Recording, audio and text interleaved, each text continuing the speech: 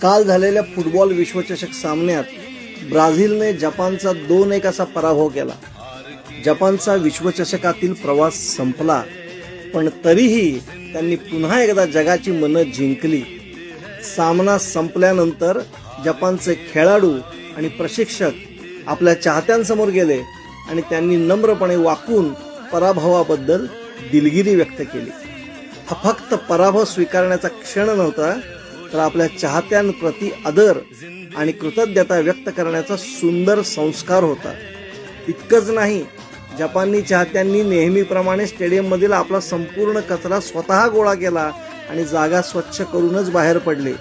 विजय असो किंवा पराभव, शिस्त, स्वच्छता, नम्रता आणि समाजाप्रती असलेली जबाबदारी हीच जपानची खरी ओळख आहे. खेळ जिंकणारे अनेक असतात, पण मन जिंकणारे खूपच थोडे असतात. जपान सामना हरला असेल, पण आपल्या संस्कारांनी पुन्हा एकदा संपूर्ण जगाचं मन जिंकून दाखवलं.